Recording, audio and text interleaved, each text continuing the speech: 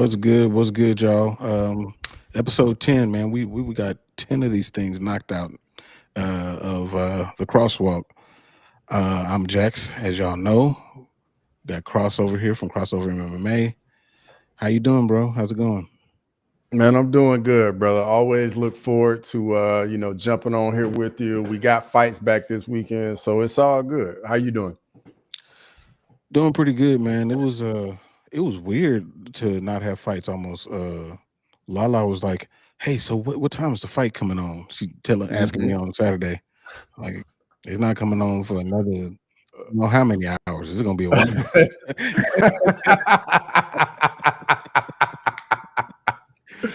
Oh, that's man. great. You better find some baseball to watch. That's awesome. That's awesome. Yeah, man. But it's been cool though. Nice little break, I guess. Especially for content creators, we need a break from time to time. Especially you when you're going through like the whole card. I ain't got that kind of patience, bro.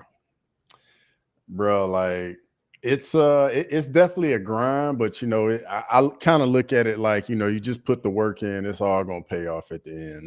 That's just how I look at it.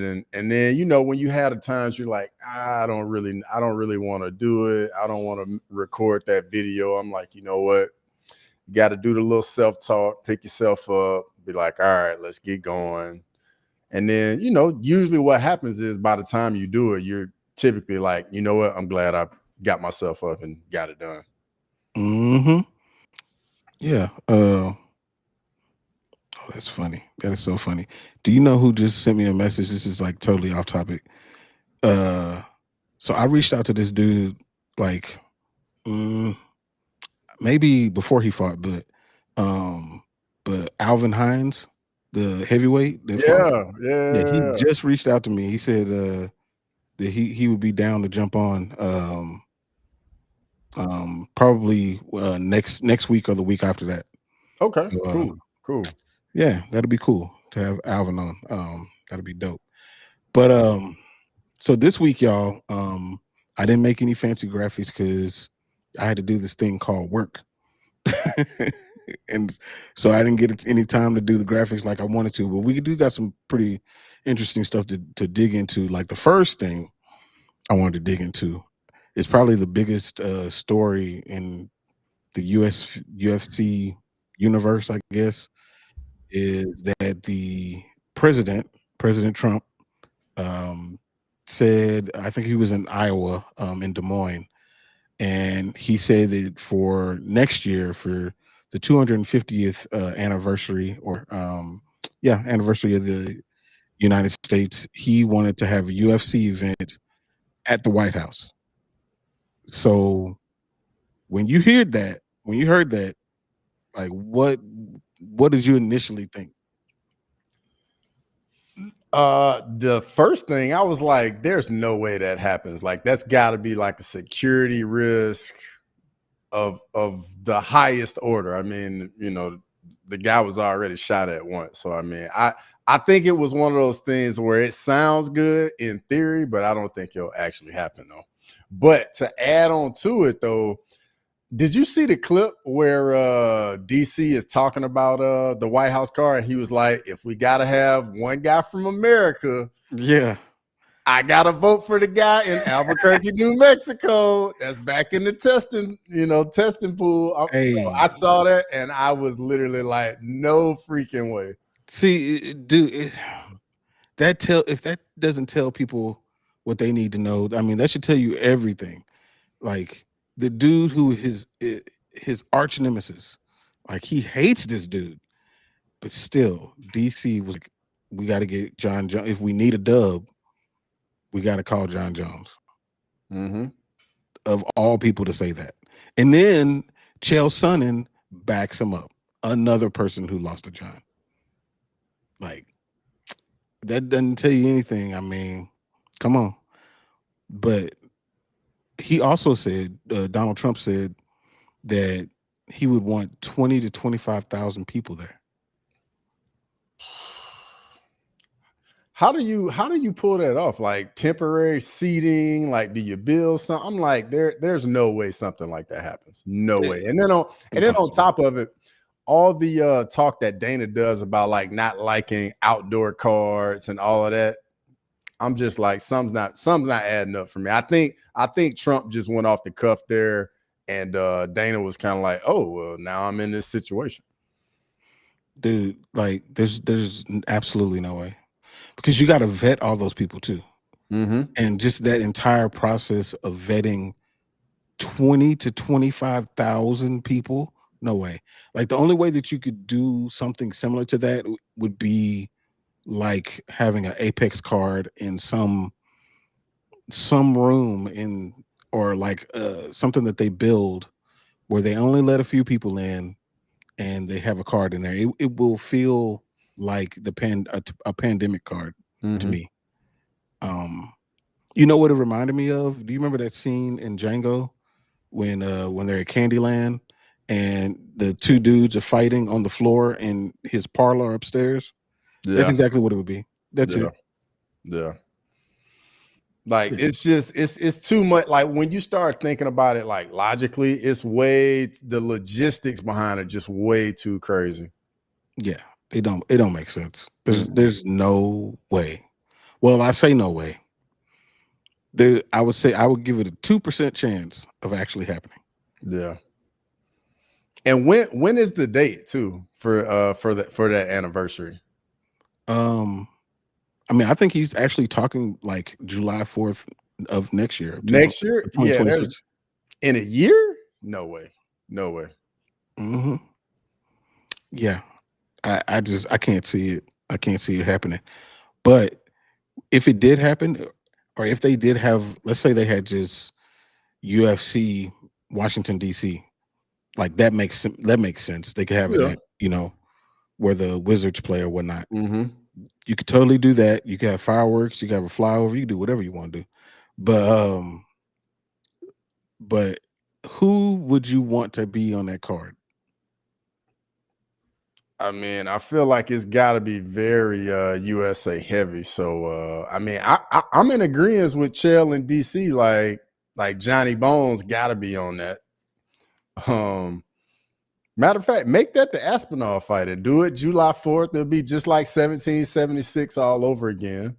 You know, all the UK people can get in on it, and then on top of it, I feel like a lot of the USA people that are upset with John and everything he did, with it Yeah. being July 4th, I feel like they will probably have a little bit of change of heart for it. But I'm trying to think some more people.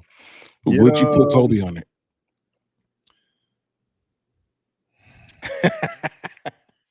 why are you gonna do me like this right now? I personally wouldn't put Kobe on it because I don't think he's right now. I don't think Kobe's at a point to where he's gonna do much for anything. Now, just like they talk about in the chat, Justin Gaethje, 100% Justin Gaethje's on the card. Gotta have Gaethje on there. What about Yeah, gotta have, in my opinion, you gotta have Matt Frivola. I'm not saying that he's yep. headlining or even on the main card, but like that dude, he's a veteran. You gotta put him on the card. Yeah, I like that. I like Frivola on there. Strickland, hey, on the mic, 100%. But that fighting style, I can't get behind. The fighting style just bothers me. Get them jab teeps going. Man, don't do that. Don't get me started on that, man. That for me, Oh, that man. is probably the one guy for me that is probably like the toughest guy that's a actual name for me to watch. Yeah. Yeah. No, I mean, I don't disagree. I do not disagree. Um, what up, Grammy? Grammy said I got to meet Obama. The amount of shit you have to go through is insane. When I went to take it, shit, there was a guy, dude. That's what I'm saying. With Secret Yeah, Service sitting there, he told me I couldn't shut the stall door. That's exactly it, and that's exactly why yeah. it can't happen. Mm-hmm. You can't do it. It's too much, and it'll be unenjoyable for the fans, in my opinion, to have to go through all that. Yep. Plus, it's very divisive too. If if you're a person who doesn't support Trump, but you do love the UFC, you're gonna think twice about going. Yep. Unfortunately, that's just how politics are here in the States, unfortunately. Hmm. Joaquin Blee. I mean, I wouldn't say no to it. I wouldn't say no. Kayla Harrison, put her on it. Oh, you got to put Kayla Harrison on there. Mm-hmm. Got to do Kayla that. Harrison on there. I saw somebody who created an entire card, and they had Kayla versus Amanda on there, which that's a massive fight. I don't want to do it there. Mm. Do you remember back when they used to do Fight for the Troops? And Yeah. like Mm-hmm. like I would envision a card very similar to that. Which those were fight nights. They were important cards, but they weren't like marquee pay-per-views. So Vincent just got a good comment. I actually like. He said, I feel like another Sphere card could happen before that. Bro, they need to go back to the Sphere. I don't know what they need to do. I know it costs them a lot of money, but that was one of one for real. Like just It was. the production value was next level. Yeah. If they go back to the Sphere, like in my opinion, they can't do it for UFC Noche. They have to do something different. Mm-hmm. And I think it would be cool to do a July 4th card there. International Fight Week. Yeah, International Fight Week would be good. Mm-hmm. Definitely would be good. Something that marks an event that they can build the graphics around, because that's what made UFC Noche so easy from a technical and storytelling perspective. They had a story that they had to tell because it's UFC Noche. If it's just UFC 323, like, well, what story are you telling? Mm. Yeah, that's a valid point. Yeah. Yeah, the Sphere, I mean, it was amazing. Dude, when I play on UFC 5 and I play at the Sphere, like I mean, it's all over again. I get the goosebumps of watching it. That would be amazing. Yeah. Yeah, that's the one venue I always go to on UFC 5. A fight for the protesters fights. Matua always comes up with something like that. Yeah. But I think that it would make more sense for them to do UFC Washington DC at an arena. Yeah. And just try to make it special from that point of view. Don't try to do anything like that. And that's just, to me, it's borderline disrespectful in a sense. Like that's not what that place is made for. Yeah. In my opinion. That's just my opinion though. I mean, I'm fully on board with you. I think it'd just be way too much. Like I like the DC idea. Just go where the Wizards and the Capitals play. You can make it a whole patriotic event, all of that. And I think, and obviously Trump would show up. And Yeah. I think that makes total sense. Yeah. That would be dope. So getting off of that, let's talk about this the card that's coming up, the one that we've been waiting on here, UFC Nashville. So you've gone through the entirety of the card for your preview videos. Like as a whole, what do you think of the card? I think it's a sleeper. We got, in my opinion, got a few cards I'm definitely looking forward to. Like Jake Matthews, Chitty, and Chokawani. I'm definitely looking forward to that.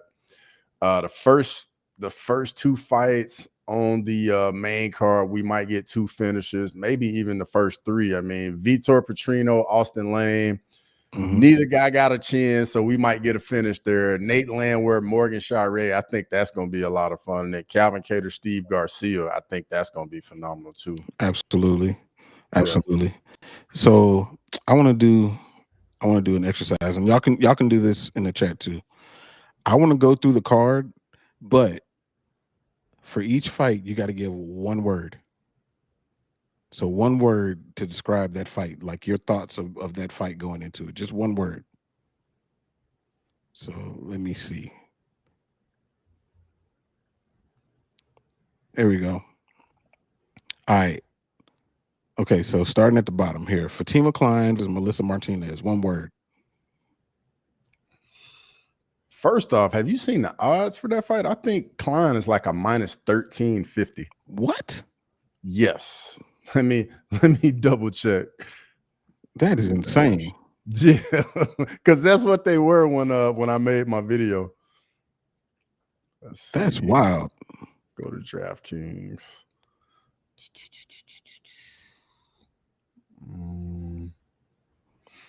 But yeah, minus 1350 is wild. What I miss? Nate the Train in the UFC. Oh yeah. Nate the Train is must see TV every time.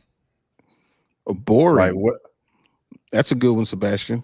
One word. Boring. Yeah, that's a solid one. My one word is beer, because that's what I'm going to be getting while that is happening. That's the fight where like if you're just gonna make it to wherever you're going to watch the card, if you're not watching at home, you like, I got a little bit of time, like I don't have to be there like right before. Like if I'm a few minutes late, it's okay. Yeah. Yep. Scissors. Wow, Lord of Yawn. That's a good one. Pre-game. Okay. Pre-game. Yeah, I like that. I like that one. Pre-game. Grimy use like smoke that. break, but I'll take that as one word. I'll take that as one. Okay, let's go to the next one. Mitch Ramirez against Mike Davis.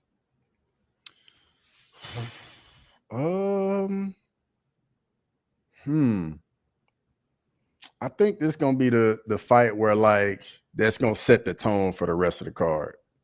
Okay. I think I'm gonna go with one word. One word. You can be hyphenated. I don't think tone setter wouldn't work. That's what I was thinking you was gonna say. Tone setter. I'll go with tone setter. I'm gonna say redemption, because Mike Davis, like, to me, like, he has so many skills.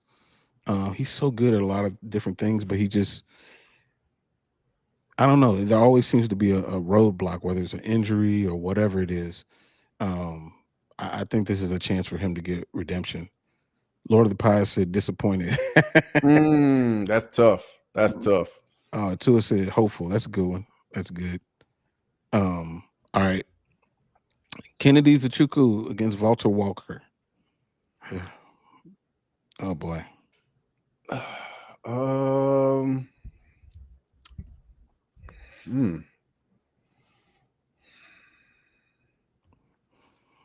One word.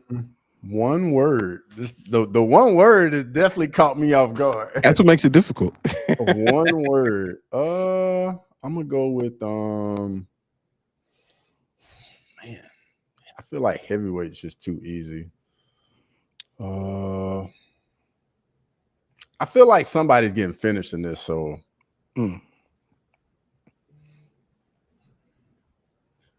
I don't know. What you got? Let me hear you first. Let me hear what you got. I would say inflated. Because inflated. Because I believe that both of these fighters, if they took their nutrition as serious as they should, they probably should both be fighting at 205. But I think that they're inflated light heavyweights. Sebastian, I'm with you. Finish. I like that. I think this one, somebody's getting finished in this one. That's not a bad one. Yeah, it's not a bad one. Chris Cushman, what's up, man? Kennedy gets it done. That's what Toron said. I hope he does. I don't think Walter Walker is very good. Definitely not on the feet anyway. On the ground, like he got on the some ground, skills. he's a problem. Yeah, he got some skills on the ground now. Yeah. All right, Lauren Murphy against Eduarda Mora. Restroom.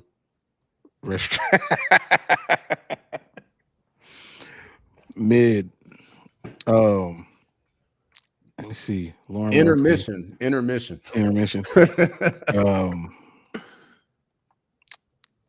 Dang, I'm gonna say. Dang, it's not one word. Lord of Pie said mid. Yeah. Yeah. Dusty.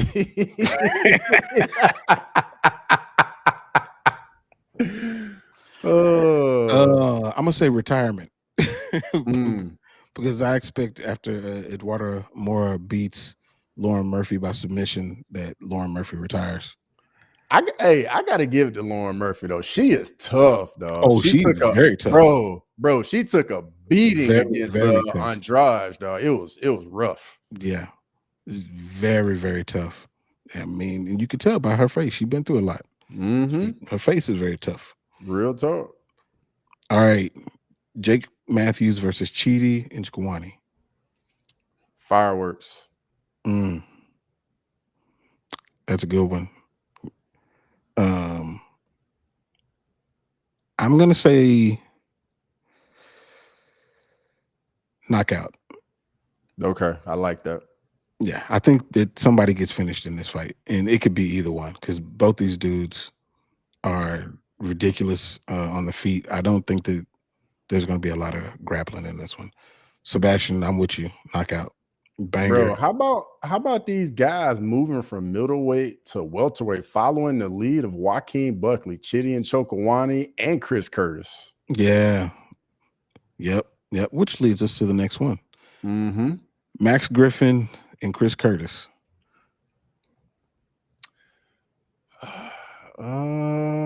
This the vet matchup right here. Yeah. Rough lady there. Rough. Bro, it's funny because me and you both know exactly who he's talking about. Yes. Oh, bro, Grimy literally will have me in tears sometimes. Grimy's crazy, man. For Max Griffin, Chris Curtis, I'm gonna say seasoned. I'm gonna say Payne because Max Payne Griffin, I'm gonna go with him to win this fight. Speaking of, I did actually have the interview. It's coming out tomorrow. With Max, but I was wondering when it was coming out. Yeah. I wanted to drop it before the thing, so it's coming out tomorrow. But yeah, we talked a lot about it, man. And Max don't like Chris. This ain't just a friendly.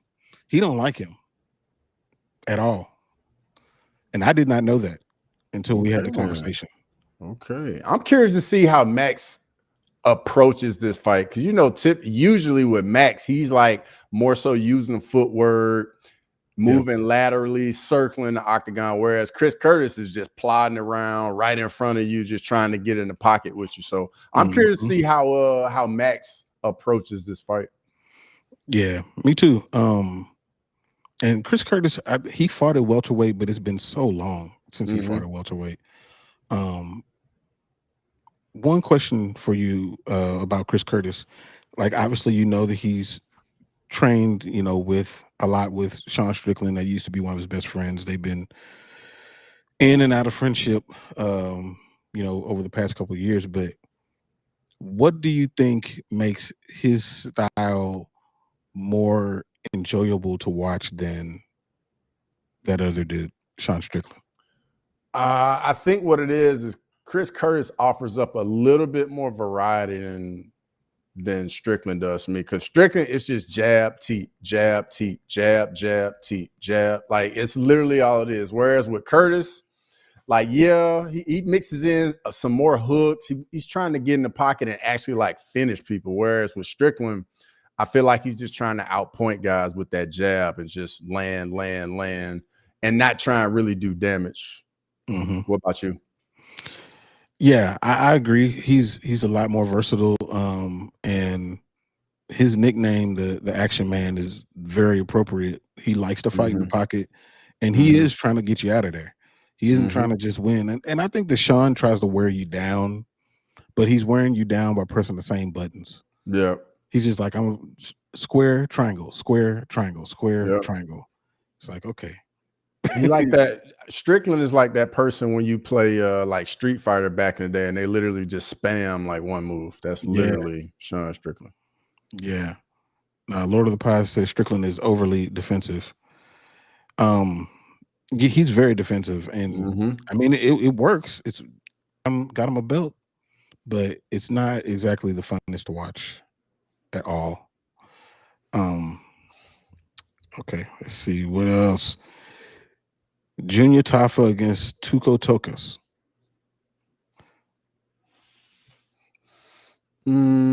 Brutal. Because I think somebody gonna get brutally finished in that. Yeah. Oh yeah, that's right. It's Tafa moving down to light heavyweight right here. Yeah. Yep. I'm gonna say healthy because I think this is where he should have been the whole time. Yeah. He's very much was undersized at heavyweight for sure. Yeah. But the fact that he could go up there and take those shots the way that he did, and be able to defend takedowns for as much as he could, definitely bodes well for him being at his proper weight class. I think that Junior Tafa knocks this dude out. Yeah. Them Samoans, Polynesians, man, just so dense. They different. Mm-hmm. Come on, dude. Wow, Matua, come on, bro. Nah, that's wrong, man. Nap, I don't know, man. I think this is going to be exciting for as long as it lasts. I think this might be done in the first round.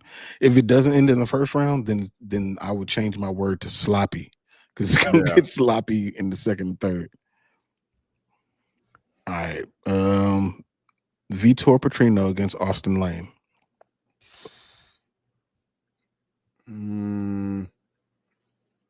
Decision, Vincent? Really? Bro, neither one of these guys got a chin, though.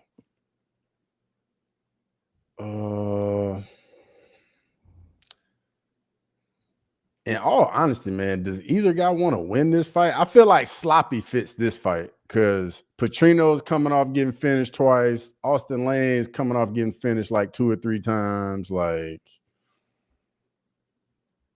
yeah, Lane's gotten finished in 3 of his last 4, and Petrino's gotten finished in his last 2. So, yeah, I would say,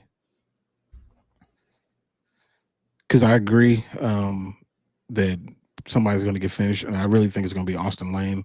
Did he win his last fight in some weird way? No, so he lost his last fight, but he won the fight before against Robelis. That's the one I'm thinking about. Yeah, where he wrestled him for 15 minutes. Yeah. If he wrestles, then this is going to be a boring decision, but I don't know, man. Austin Lane is so hittable. And Vitor uncorks some crazy power. And he going to be full, man. Yeah, I'm going to say sleep on this one. Yeah, Vincent, he is coming off that terrible loss to Pinto, but Petrino's coming off the brutal KO to Dustin Jacoby. Yeah, they both coming off brutal KOs. That was bad. Chris Cushman says knockout on this one. So you meant? Oh, Sebastian was talking about not on the previous one. He's saying that somebody was going to take a nap. That's. Oh yeah. 100%. That makes sense. Yeah, 100%. Yeah, that fight is both of these fights. These 2 fights here, I think that they're going to end in knockouts by the person on the left. Okay, Nate Landwehr against Morgan Sherrier. The train, baby, the train. I think this fight is going to be. I think this one's going to be a lot. This potentially fight of the night right here for me. Yeah. I'm gonna say the one word for this one. I'm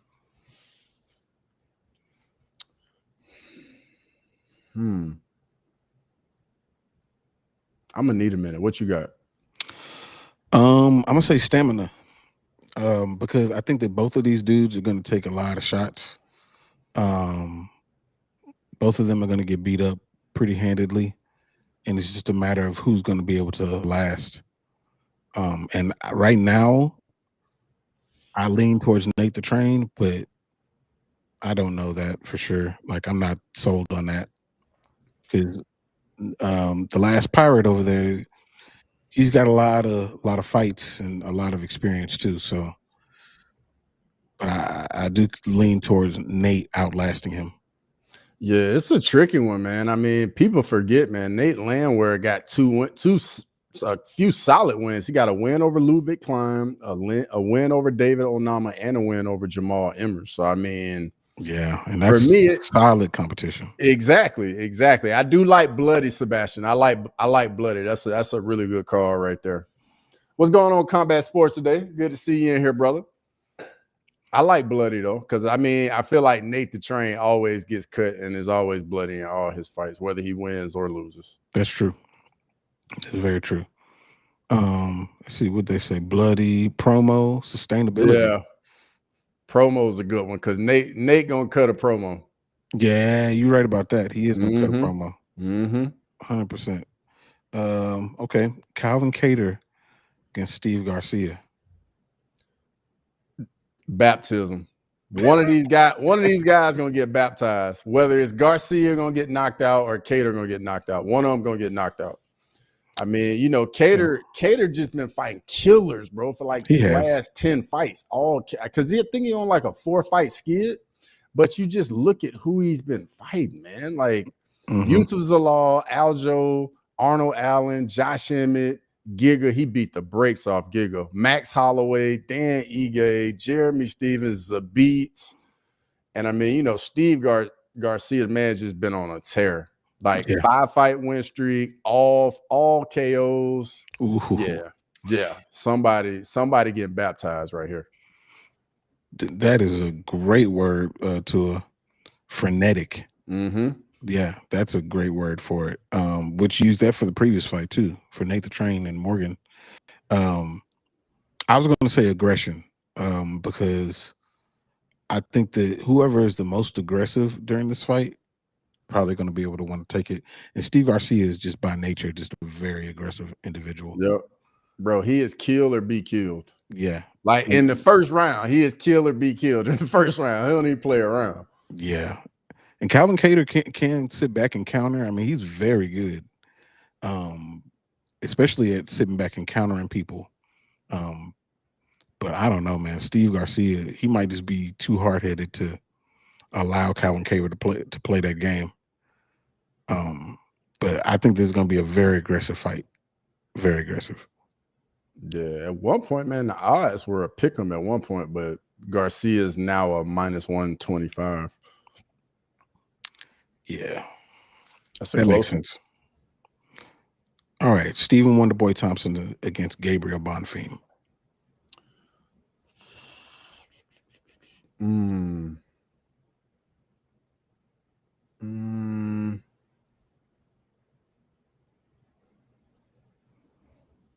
This one's interesting for one word.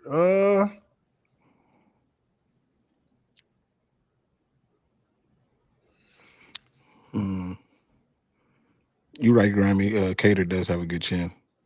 Yeah, he does. He's never been knocked out times. Yeah, he's never been knocked out. The only TKO loss he got was the injury when he hurt his knee. Yeah. That's crazy.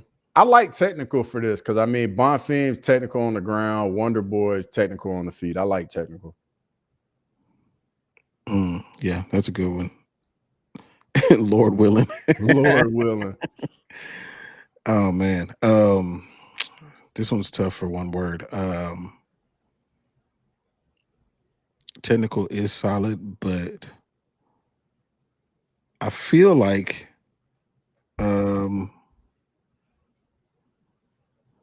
dang man, I feel like this fight is really tough for Wonder Boy. Any fight really that's not a legend fight for him is going to be really tough with these young dudes coming up. So I'm going to say ladder because he's putting the ladder down to allow a younger fighter to climb up. Man, at welterweight, that's kind of what everybody got to do if you're older at all. I mean, that division is like just reshuffling itself right now. Yeah, frantically and violently. Did you see Jeff Neal, Protez got made or Yes, I did. officially. Yeah, Yes, that's gonna I be a good did. I'm very concerned. I'm very concerned. one. I mean, I watched Jeff Neal. No, I watched Protez fight what's the white boy I don't like? Oh, Ian Machado Gary. Um and even in that loss, the entire time, like I was just waiting for, it was almost like you waiting for a bomb to explode. Like you knew at some point Carlos is going to figure out where your face is in relation to his fist, and he's going to land something, and it's going to make you wreak life. And it happened way too late in the fight because Ian Gary, he does a really good job of strategizing and neutralizing people's weapons. But once Protez kind of threw caution to the wind and just started going forward, oh, he hurt that boy bad. But and I think in this fight, like he doesn't have to worry about that. He doesn't have to worry about. I mean, Jeff Neal is primarily he's a striker, and by striker, I'm talking about with your hands. Yep. So I mean, it's basically going to be a boxing match, and Protez is really hard to beat like that. Yeah, boxer versus Muay Thai. Yeah, that's going to be really tough. And Jeff Neal been out for a little while. Yeah, it's a bad combination, man. Yeah, somebody gonna get put to sleep in that one too. Yeah. All right, so what's your one word for this Derrick Lewis versus Taliesin Teixeira fight? Headache. Headache, coma, like whichever one you want to go with, concussion, because that's exactly what's happened. Somebody is getting put to sleep brutally in this fight. Brutally. Yeah. I'm gonna say, oh, what's up, Leroy? What's going on, Leroy? I'm gonna say Sebastian said obesity. I'm actually gonna say Volkov. And the reason I say that is because you remember how Volkov looked when Derrick Lewis landed that punch? And Volkov is about 6'7", same height as Taliesin Teixeira. I can see a very similar thing happening if Taliesin doesn't keep his head off the center line. So, I mean, I hope that happens. Every time I've seen Derrick Lewis fight probably more than I've seen any other UFC fighter fight. And he has a losing record in every ones that I've seen. So, I mean, and I'm talking about, going to see him personally. Yeah. And hopefully, it's not in Texas, so he should do well. When he fights in Texas, it does not go well every time. True. And also when he fights people with some power too, I feel like those don't go too well also. Like not Spivak, but Pavlovich. The Tuivasa KO, man, that just threw me all the way off. That looked like he just didn't want to be in there anymore. When Tui landed that elbow up against the cage, I was like, no way his body should fall like that. No way. Yeah. I mean, even the Pavlovich one, it didn't look like he was necessarily out. Yeah. Or even when even though his knockouts, he don't look like he necessarily really that hurt. And then on top of it, I feel like if he gets hit like somewhat clean one time, he's like, nah, I'm not trying to do this anymore. Yeah. He'd be like, I got other things I need to take care of. And he'd be out. Like, to me, it looks like Derrick Lewis wants to clip somebody in the first round and then just swarm him and get him out of there. But if you clip him at all, he's like, nah, that's not what I'm trying to do. Yeah, it definitely seems like that. I don't know. I mean, do you think that this fight gets out the first round? I think if this fight gets out of the first round, Derrick Lewis gasses. Like it's a 5-round fight, ain't it? Exactly. It's definitely not going 5. No. I think this is one and done. One and done. If Derrick Lewis, if this goes past the first round, I think Derrick Lewis gets finished after the first because he's just not gonna have any cardio left at all. Yeah, yeah, I would agree. Your cardio doesn't get better as you age. Mm-hmm. So, especially if you're a heavyweight. Mm-hmm. Already having issues with weight and cardio when you were in your prime. Yeah, no, it's a bad look. But I agree. I think it probably ends in one. Hopefully, Derek gets the win, but it kind of complicates things a little bit because I feel like he's almost fought everybody that's ahead of him. Yeah, for me, Derrick Lewis serves as kind of like that gatekeeper to like the top tier of the heavyweight division. Like, in order for you to get to that top tier, you got to go through Derrick Lewis. Yeah, that's true. And whether you win exciting or you win boring, like Jalton Almeida, you do have to go see him. Mm-hmm. Yeah. Which brings me to something that I heard the other day or earlier today. So Tom Aspinall is now the undisputed heavyweight champion, right? And he said that he wants to fight 4 times in the next 12 months. Who's he fighting? Well, first off, he's not going to be fighting 4 times in the next 12 months. Like, I'm curious to know when's the last time a heavyweight champion did that in the UFC. Like, I don't see that happening personally. It's never happened. But if he were to fight 4 times, I think it would go Ciryl Gane, Almeida, then Volkov, and then maybe Waldo Cortez Acosta. Man, the problem is I think you're right, man. And like, that is very sad. Like, how much credit do you give him? I mean, like, it's not his fault that the people suck, but I don't know, man. I can't get mad. I can't on one hand say, Mighty Mouse was so great. Man, people bring up, oh, but what about his competition? Well, that's true. But then for Tom say, but look at his competition. Look who he's fighting. It's a similar situation.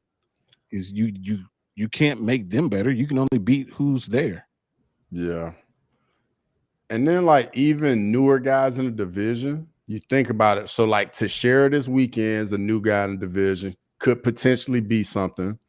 Cortez Acosta, he's been on a run, got rattling off wins in the UFC. Trying to think who else is kind of new. The one guy that just knocked out Austin Lane, I think he's kind of young at heavyweight too. That's another one that can be an up-and-coming guy at heavyweight. So, I mean, you got some guys, but, somebody's got to emerge and make a name for themselves, Yeah. Yeah. I mean, I think Sebastian brings up Alex Pereira. I mean, that's cool. That's a nice gimmick fight, but, you're not bringing somebody in that can stay at heavyweight and create a lasting legacy. And I know that heavyweights are prone to fight longer than, the age of 40, but not everybody. And not somebody with the type of miles that Alex Pereira has. So if he goes, let's say he goes and let's say he magically beats Tom Aspinall, right? How many times do you think he's going to defend that belt? I mean, Alex is closer to the finish line is in sight. I mean, he's like 37, 38, something like that right now. He just turned 38. Yeah. So yeah, Pereira doesn't have much left for the UFC. I think if he gets that belt back, that'll actually be interesting if he beats Magomed, like who he would want to fight next, honestly, just out of curiosity. I'm curious to see who that would be. But yeah, like we can't expect too much more from him, honestly. No. And I just can't pin my hopes on a 38-year-old fighter who has accomplished so many things that they don't have that many goals left. You said same age Leroy, as Jones? Same age. Older than Jones. So, I mean, if that tells you anything, Yeah, and way more mileage from Glory. Exactly. He's got a ton of fights under his belt. Like, why would he want to keep defending a belt against people who are way bigger than him? And I know that they say he walks around 240 and everything. That's cool, but it's just different, man. It's different when you got dudes that are cutting down to 265 who want to lay and pray on you. Like, it's not the same. It ain't the same. But what we could do is we can dig into these rankings and look at some of these rankings and see how these things have changed over the, I guess today's the day that it actually changes, right? Let's see. Because some of these rankings are kind of weird. Yes. All right. So I don't have any beef necessarily with the pound for pound rankings. Now that I got a small beef. I got a small beef with the pound for pound rankings.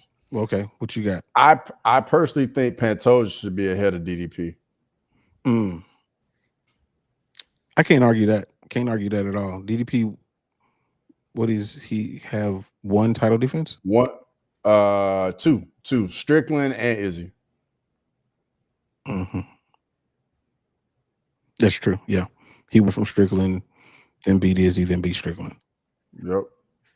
Yeah, I agree with that. Especially with Pantoja just getting another win too, because then that way, if DDP fight Hamzat, if he happens to win, then DDP can re-jump him. Yeah, I think that Tom Aspinall should be higher. Where would you like him? So Tom has essentially been defending his belt. Jack hasn't had a title defense just yet. Neither has Ankalaev. Volkanovski won a belt, but in his last 4 fights, is he 1-3? Yeah, I mean that's very valid. Very valid. Would you put him over Pantoja or DDP though? No. Or would you slide him right underneath him? Okay. I slide him right underneath. Okay. Lord of the Pies says he doesn't think that, or he's not sure that JDM should be ranked as high as he is. I think he's number 7. He's 8. He's 8. Yeah, he's 8. Tom should be higher than JDM. Yeah, I agree. I think he should. Definitely agree.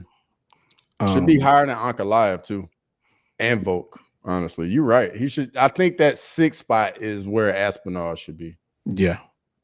Yep. I think they messed that one up.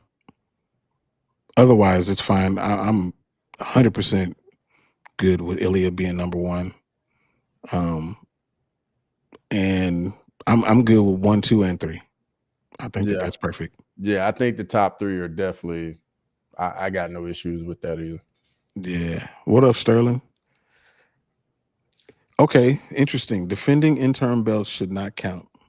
I think defend him in his instance, it should definitely count. And you know what? Actually, in all instances, I think that defending an interim belt should count because it's not that person's fault that they're defending that belt. True. It's definitely not their fault. So, and then on top of it, man, the fact he got the shortest fight time in UFC history got to count for something. Absolutely. So at the flyweight division, Joshua Van shoots up to number 1. Do you know, I read online on Twitter, somebody said that they were upset that Joshua Van got moved to number 1. What? I'm like, that's wild. I'm like, what are you watching? Yeah, for real. He fought for it and he won it. What else can he do? I like Roy Val staying in the top 3 though. Absolutely. Like him taking that fight being as competitive as it was and as entertaining as it was. I believe that the losers shouldn't get overly penalized in that situation. That way you incentivize these guys to take these fights more often. Yep. 100%. 100%. I don't have a full reasoning for this, but I don't think that Amir Albazi is a top 5 fighter. When's the last time he's fought? Let me see. I don't know. I have no idea. November 2024, and he lost to Moreno, and then got the robbery win over Kakar France. Yeah, Mhm. yeah, I'm with you on that. Yeah, like Tatsuro Taira should be above him. Kakar France, I think 5 is fine. Manel Cop, I mean, I don't. He broke his foot, so I How does Tagir Ulanbekov win a fight and then drop in the rankings? I don't know. I do not know. Bruno Silva went up. Yeah. Kaya Sakura hasn't won a fight yet. Got ranked. I mean, I understand he fought the champion, and he should have, but I mean, I don't know. I don't know about that. I also think that Steve Erceg, I don't know if he should be ranked that low. And I know he's lost fights, but dude, the lineup, man, the people that he's fought are ridiculous. Low key, flyweight looking kind of stacked. Low key, Bruh. looking at the names, like hold up now. Like flyweight got some guys, like, and a lot of them too. Because Almabayev is a problem down there. Tagir Ulanbekov is a problem, and Tamirov is another problem, Yep. though. So like you got some dudes down there, like for real. Yeah, flyweight is a really good division. Really good division. I just hate when they get they'll get 2 fighters who are ranked at flyweight and then put them on the prelims of a fight night. Like, disrespectful as hell. All right, so bantamweight. Let's see. There hasn't been any movement, but let's look at how these people are ranked.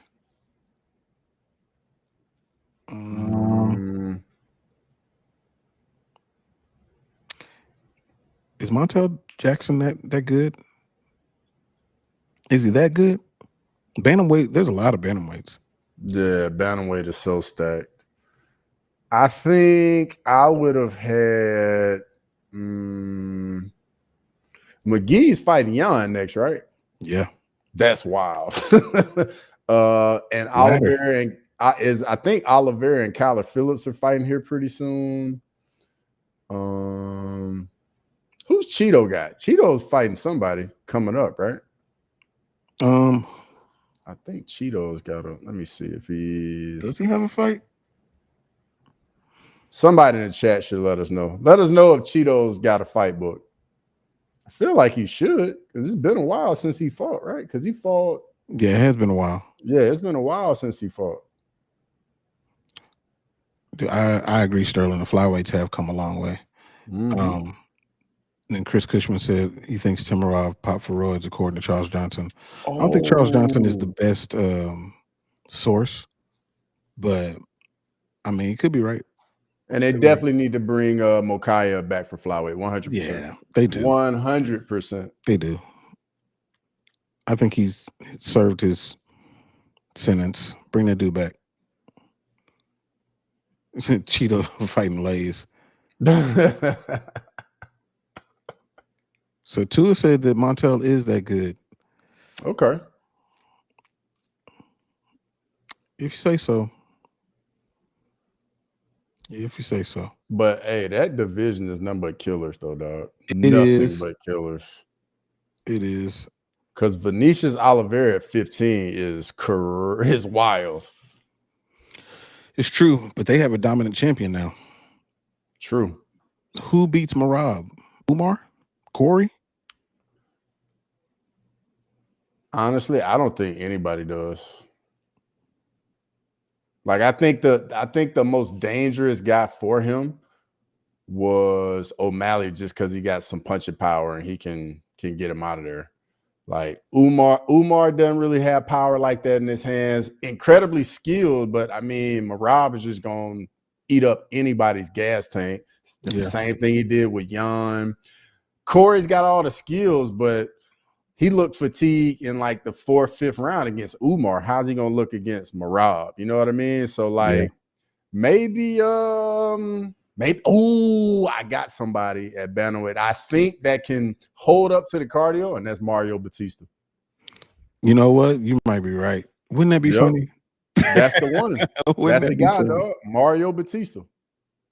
Because I mean, Batista got an unlimited gas tank too, and Man, got skills everywhere too. are y'all ready for Mario Batista to be champion? It's gonna be some upset people. Ooh, that would be crazy.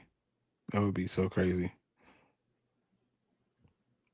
See, he said, not sure if it's true, but he posted something saying he did, and Cheeto was supposed to fight Mario Batista, but it got canceled. Oh, okay. Appreciate it, Chris Cushman. Lord of Pie said, can we trade Jamal Hill and Kobe for Rotang and Stamp? I'd take the trade. I'd take it. Yeah, I'm good I'd with take that. I'm good with it. Yeah. And I'll give you a round pick. Song Yadong is not beating Marab. He ain't. Marab is gonna take him down, man. Yeah.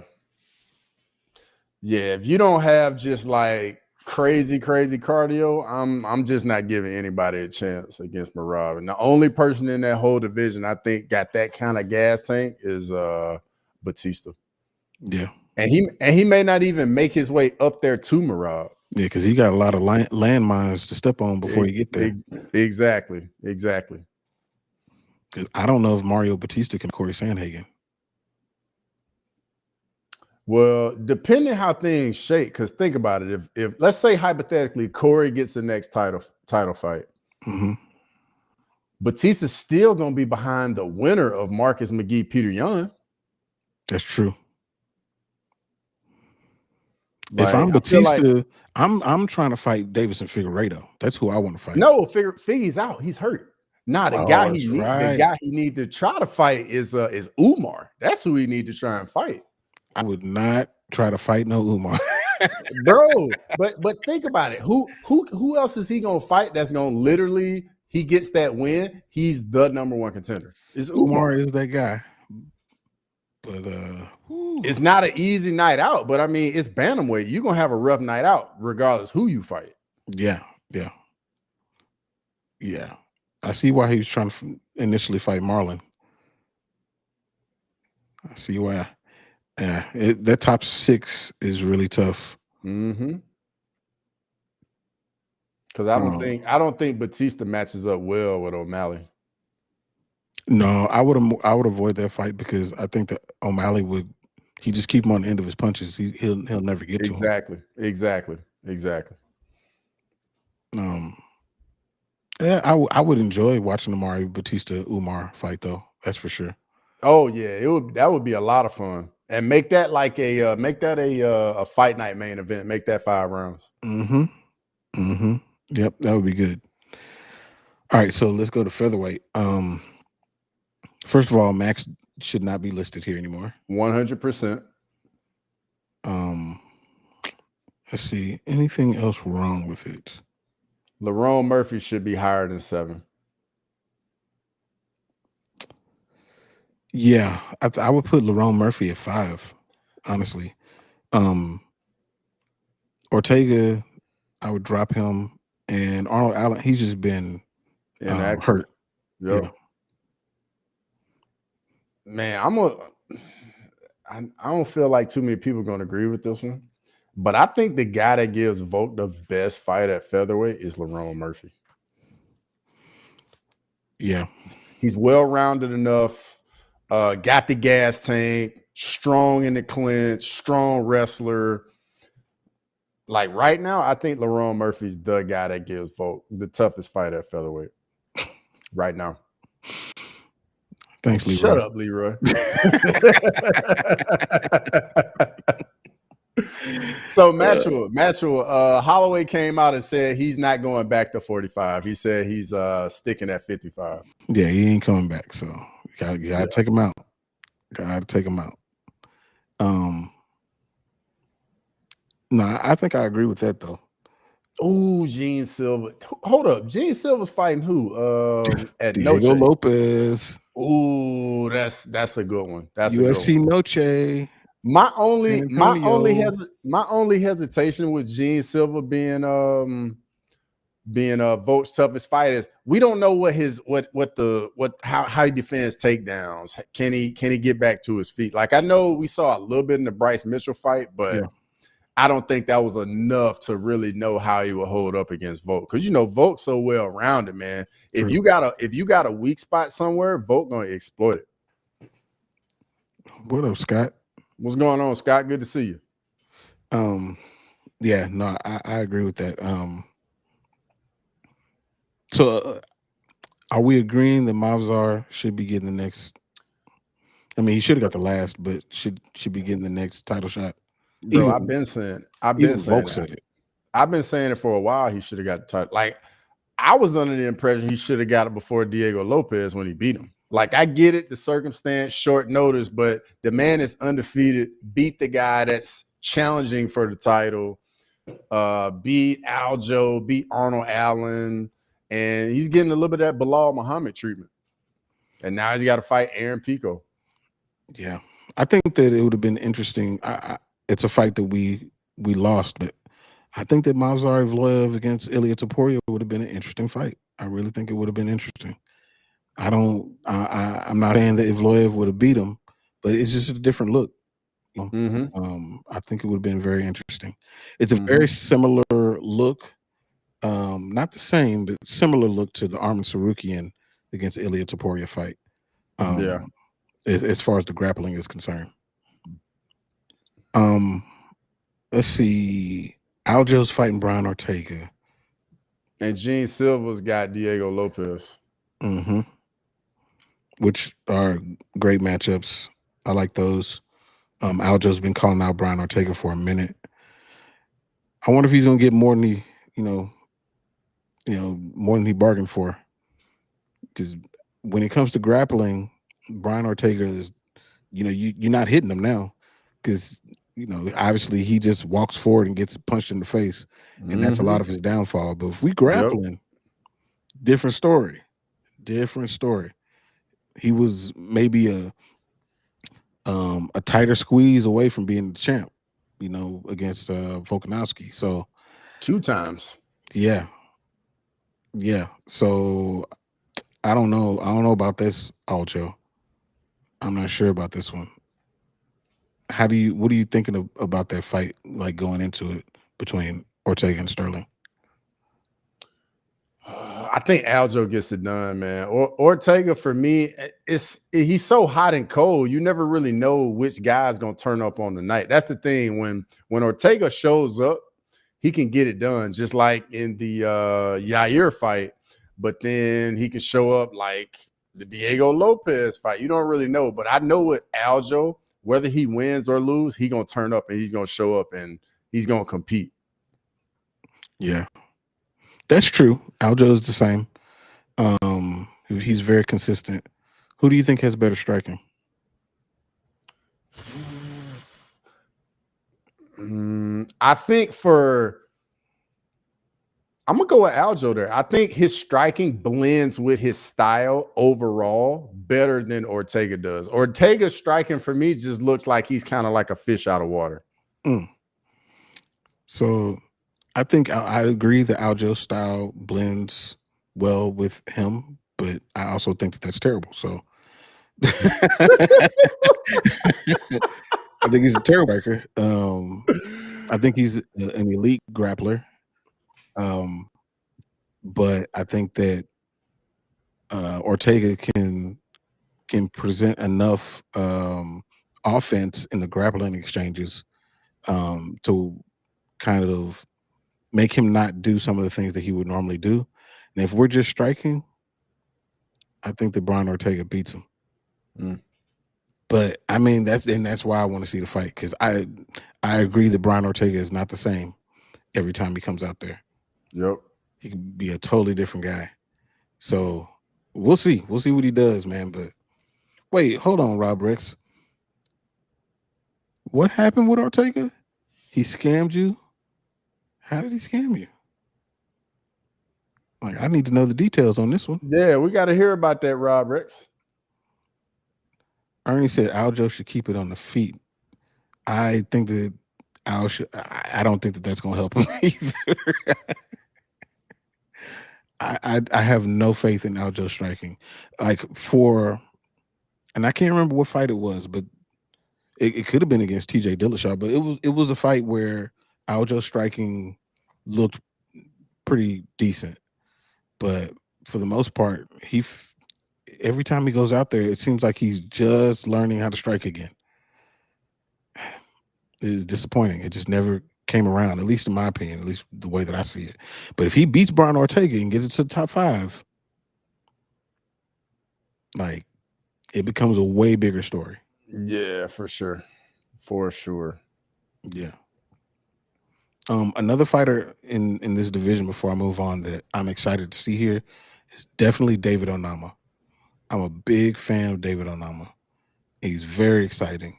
I hope he gets a really solid fight coming up. Hopefully it's not against my boy Josh Emmett, but I mean, I have high hopes for him. I think he's super exciting for this division. The guy, I got a guy in the division kind of similar. Uses the law. That's kind of how I feel about uses the law. Mm-hmm. Very well rounded, very composed, good submission threat, good footwork, very diverse on the feet. I think uses the law can really blossom. So Leroy, wait, let me read this from Rob. He said he talked to his little brother and him several times. Wanted his Instagram giveaway several years ago before he had the Max fight. He was a huge fan. He even shouted him out. He was so excited that he ran down to his homie's house down the road, had some white Timberlands and messed him up for stepping in the mud, but he wasn't really worried about it because he was supposed to get. And the story continues. This sounds pretty involved. Yeah. He said, "Go look at Ortega's record." Lord of Pie says, "I think Pico kills Alex Volkanovski, but we will see." Really, you got to get through Movsar either with. I don't think Pico gets through him. I think that Movsar is firmly the second best, if not the first best, featherweight. Current featherweight.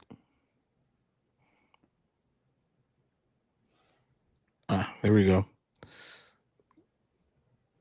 Oh, he was supposed to get cornerman gear and a Gracie gi. He asked for his address, and he sent it, and he kind of just ghosted him.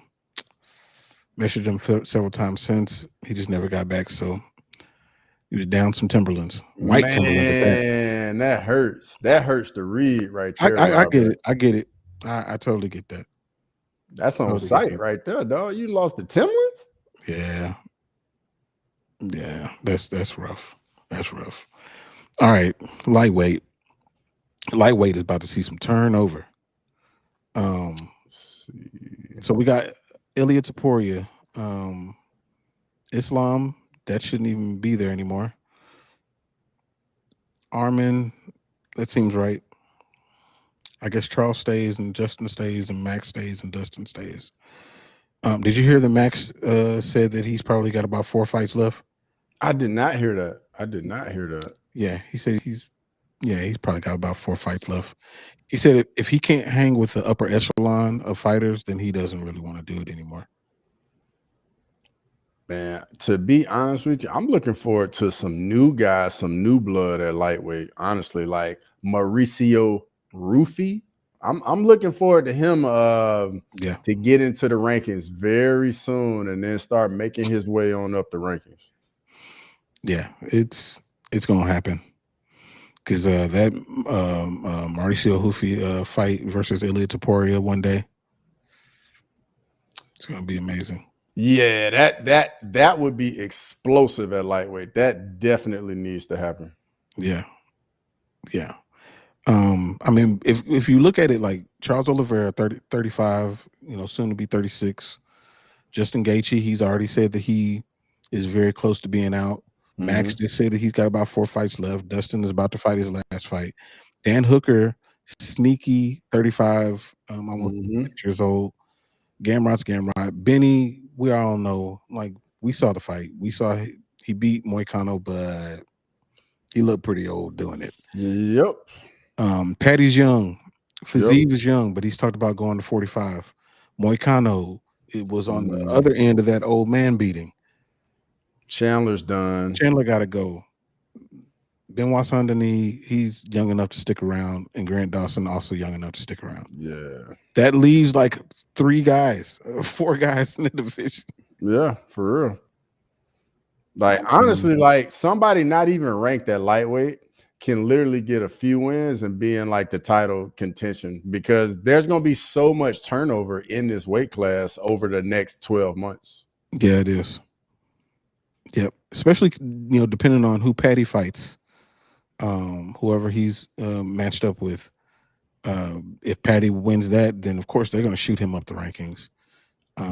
Dustin's going to vacate a spot, so they're going to jump that up. If Justin doesn't get a championship fight, he may not fight. Yeah. And then I think Vincent says Hoofy was offered Gaethje. Y'all heard that? I didn't hear that. I didn't hear Gaethje. Bro, and I cannot imagine Gaethje taking that fight. Absolutely not. I definitely don't think Gaethje would ever take that. No, not at all. I don't know, man. Like this division in 12 months, like you said, is going to look very, very different. Mm-hmm. Very different. But I mean, as it stands, I actually think that it's ranked properly, except for I don't think that Michael Chandler should be ranked. Yeah, I'm with you on that. Yeah, he's got to get on out of here. But yeah, otherwise, I think it all makes sense. Solid. I got nothing wrong, nothing against that. Yeah. Welterweight. Yeah, welterweight. Wow. First of all, I think Leon Edwards should be lower. Yeah, I don't know where you put him though, but because he does have back-to-back wins over Kamaru Usman. Mm-hmm. But dude, he's been on the slide. I would put Morales over Buckley. Mm-hmm. I would take Leon behind Ian Gary, but right above Morales and Buckley. Or put Morales ahead of Leon and put Leon behind Morales. Yeah, Kobe, I could dig that. Yeah, Kobe, Gilbert, Burns. I feel like both of them should be a little lower. I would put Protest at like 10. I'm taking Kobe out the rankings altogether. Yeah, he got to go. Okay. When's the last time he won a fight? True. Very valid. Very valid. He had, matter of fact, I don't think he has a win over anybody in the UFC right now. Yeah. What's his last win against Jorge Masvidal? Yeah, that's his last win. So that is very valid. He definitely shouldn't be ranked because of that. Yeah. Meanwhile, everybody around him is fighting. Nah. Yeah. Gotta go. Gilbert, I would have to. Bro, Gilbert's lost like his last few fights, brother. He probably shouldn't even be ranked. Because he lost to Morales, Brady, JDM, Bilal. Like he's 0-4. Oh boy. Yeah. But on the flip side, that is number 7, the champ. Number 2, like he's losing against top tier. I get it. But 0-4 is still 0-4 though. A 4-fight skid is a 4-fight skid. And his last win was Jorge Masvidal as well. So Jorge trying to help that all out. Yeah, and then before that it was Neil Magnus. So I mean, none of those wins are, have aged well. No, they have not. Yeah, so both of them dudes might have to slide on out the rankings. Exactly. That's unfortunate, but yeah, I would agree. I would agree. And now that Jeff has, got the fight with Carlos Prates, he's safe. But he was on my list of people sliding out too because he hadn't fought in a while. Mm-hmm. But he got a big one booked though. I kind of wanted to push Ian Gary up, even though I feel how I feel. I mean, proof is in the pudding. He's only lost to Shavkat. Yeah, I would put Usman at 4, Gary at 5. I will put Leon Edwards at. I put Morales in front of Edwards, but put Edwards in front of Buckley just because Edwards got those 2 wins over Usman, whereas Buckley just lost to Usman. Yeah. And then Colby and Gilbert Burns, they can go. That's tough, especially for Gilbert Burns. That's tough. Mm-hmm. Very tough. What is happening in the chat? I think Matchua and Rob Rex I think Matchua is having some fun with Rob Rex. And he was like, blocked. He just asking about barbecue and white jeans. Oh man. All right, so let's see. A couple more. I'm not gonna do the women's because that's just depressing. Middleweight. Middleweight.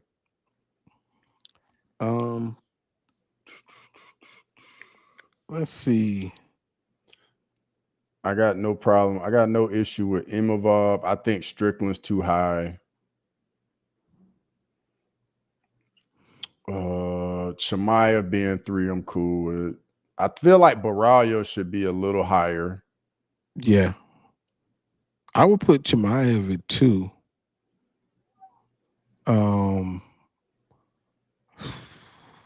I guess Strickland can be 3, I guess. I put Kyle at 4. Okay. Above Izzy and Whitaker.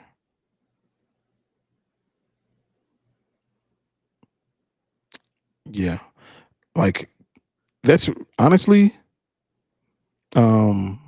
that's not, it's more of what is going to happen because like Izzy and Bobby Knuckles are on the backside of their career and Kyle is still ascending. So that's the only reason I put him up there.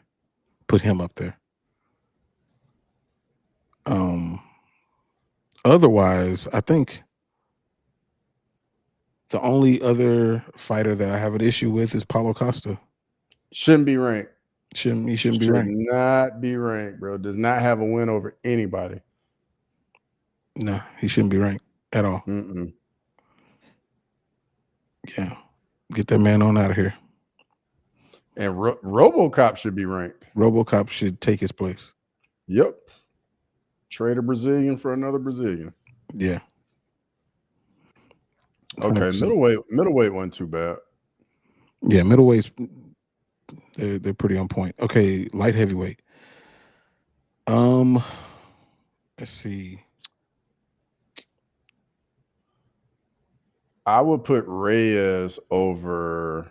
I'll put Reyes at 5 because Blachowicz coming off a loss, 41-42. Jamal Hill's on a skid. Rockage is on a skid. Krylov just lost. Azamat Mirzakhanov, I would have him a little higher. And Zhang Mingyang should be higher than 14 for me. Yeah, I'd flip Zhang Mingyang and Johnny Walker. Yeah, I like that too. I would put Azamat in the top 10. Yeah. He's undefeated, right? Yeah.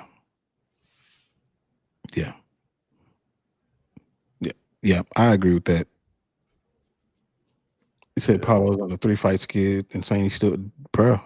Name. It's his name. That's it. Yeah. He's just popular. And the win he has is buddy that doesn't fight anymore. Luke Rocco. Oh, that's his last win. Yeah, nah, bro. Nah. That ain't it. Luke been retired for a minute. Mm-hmm. All right, and heavyweight. Heavyweight is tough because it's not tough because there's only a certain amount of people that fight heavyweight. Yeah. But it's just like once you get past maybe the first 6, it's a struggle. You got people who are just sticking around and people who just are terrible. So the top 6, Gon being 1, yeah, it was a robbery win over Volkov. So I mean, it is what it is. Them being 1-2, I get, because Volkov beat Pavlovich. Yeah. Blades is injured and already lost to Aspinall. Almeida lost to Blades, so that makes sense. Then Acosta being at 6. Okay. That's still weird to me. What? Waldo Cortez Acosta being ranked that high. Bro, he just figures out a way to win, man. He does. literally just wins fights by any means necessary. He wins fights. Tai Tuivasa being 10 is crazy to me. Is he on a Gaziv 4-fight losing streak? Is it 4? Yeah, it's something like, hold on, I'm about to click on that. It's something like that. Let's see. There's 3, 4, 5 fight losing streak. Yes. So he should not be in there. Nah, he shouldn't be ranked. Yeah, Shamil Gaziv should be higher. And I think Mick Parkins just lost, but Martin Boo died, bro. He shouldn't be ranked. Absolutely not. Yeah, and he's fighting that newcomer, the BJJ, like 13-time champion or whatever. So he's gonna lose that fight and get out of the rankings. And I think we getting a guy from Croatia coming in that's gonna be making his UFC debut here pretty soon. And the Mario Pinto guy, that's another guy I think at heavyweight. Those 2 guys are gonna be 2 guys that probably should be in the rankings here pretty quickly, because Tuivasa shouldn't be ranked at all. Nope. And Martin Budai should not be ranked. Those 2 guys should not be ranked. Yeah, I agree with all of that. Tua asked the question: how can the UFC build the talent coming into the UFC or to the heavyweight division in the current roster? In my opinion, they got to steal. Like, they got to go, but not steal from other like Bellator or One or Ryzen. No, you need to go to Glory and kickboxing, play things like that, Muay Thai, or even traditional boxers, and steal from that, because trying to cultivate people like a Martin Budai, like, come on, man, that's not gonna work. Yeah. Don't nobody want to see that guy. Like, you need to get people who may be specialized, but they bring more finality to the types of, or the way that they fight. People who are really gonna knock somebody out or finish a fight, so it can be exciting. Because with heavyweights, it's either gonna be boom or bust. Either they're gonna get knocked out, or we in for 15 minutes of huge sloppy dudes laying on each other. Yep. Lazy hit it on the head. The anti, that's the Croatian dude from PFL that's coming to heavyweight. Yeah, that's it. Yep. Those are good ones. Yeah. Like you said, acquisitions. That's it. Like, that's the way to do it. That is the way to do it. That's the guy that I was talking about. Okay, sweet. That's perfect. Yeah, that dude's going to be a problem. I don't know what his striking is like, but I know he can grapple. Yeah, I like that one. Let's see, Lazy Bear was talking about let me see. He had an all-white Carl Kanai suit in the 90s. It didn't work with his complexion. You couldn't tell where the sweatsuit ended and I started. I bet it was clean, though. I bet it was clean. Hey, you know he was clean out there, dog. Call that boy Ghost. Or Casper. He always wanted to accurate Integra because Pac and the Outlaws talked about it. They did talk about it. Bro, the axe was so clean back in the day. It was, man. They was. Throw some rims on them, you clean. Man, dude. Just talking about Acuras, I can picture in my head people who used to roll up to like Big T or something with the Acuras with the windows down. Yeah. Acuras used to be real nice. I don't know what happened. Yeah. I don't know what happened at all. All right, I'm not gonna go through these women's fights or women's divisions because that's just I don't know about those. Those are what they are. And like I said in my video, I think the bantamweight division of women's is absolutely depressing. Yeah. Just give us a atom weight and just We call need that that. a day. Yeah. We need that. That's a What's good going question, on, Carlos? That's a good What question. model Acura? Let me see. That is a very good. The Integras are the ones that I saw the majority of the time. Let's see.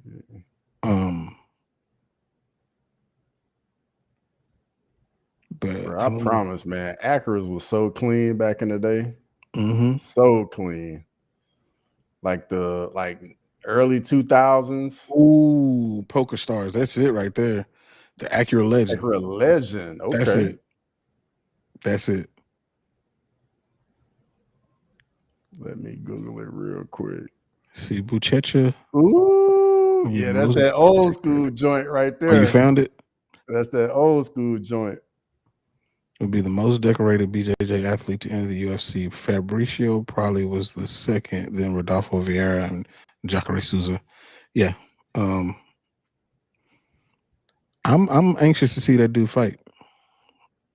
Very anxious. Carlos said we need a heifer weight, 180-pound women's division. Hey, he ain't wrong with his next comment. Texas will definitely dominate that. He ain't wrong. He's not wrong. There's some females in y'all's lives that are 180 plus pounds that you don't think are 180 plus pounds. And they carry the weight very differently. So heifer weight can be attained. Easy too. Oh yeah, those 5-star mag wheels.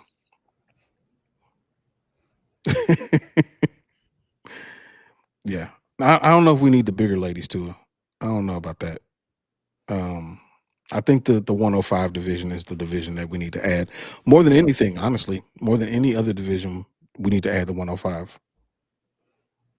What about if we kept the 10 pounds in men? So like at 155, we went 165, 175, 185, all the way on up. I like that. But would you have like a 195 or would you just skip it? I would skip 195. You go straight 205. Yeah, because 195 is like cruiserweight. Yeah, and now we have too many divisions. Would you allow fighters to fight prominently in 2 divisions? I mean, I don't see why not. We get more fights. I'll be all for it. Yeah, because like if I'm thinking of somebody like not now, but early in his career, like Kobe. Kobe would have been very good at 165 and possibly 175. Like, and then I think we could, instead of doing top 15, just do top 10. Yeah. Yep. We fixed the UFC, y'all. In no time. That's what they should do, though. They should definitely do that. Real talk. 100%. All right, y'all. Now this has been a cool episode. We just kind of chatted through some stuff, but if y'all haven't liked the stream, make sure y'all do that on whichever platform y'all are on, and also make sure that y'all follow us, subscribe to us, like the videos, share this out. I've said this before, but like we got to make sure that we build this thing up. We're on episode 10. So we haven't been grinding super long, but I mean, it's every week. So we want to make sure that this amount grows as we keep doing this and whatnot. So make sure y'all are sharing this out on the Tuesdays, probably the Monday before. I don't know if that's too early, but some more people up in this thing. So absolutely. Make sure y'all are doing that. Also, make sure y'all go and check out Crossovers UFC Nashville preview. You might learn something. and then make sure you come back tonight for my watch along for the Ultimate Fighter tonight. Make sure you pull up, because that stream is always a good time, man. The fights have delivered the entire season. And we just chop it up in the chat. Yeah. Also, coming soon, got the Making the Walk shirts. Cross got the crossover MMA shirt. So we got some merch coming to y'all too. So be on the lookout for that as well. Absolutely. So yeah, we'll see y'all later at the Ultimate Fighter watch along. Peace. Thanks for watching Crosswalk. Make sure to come back next Tuesday to chop it up. So please whatever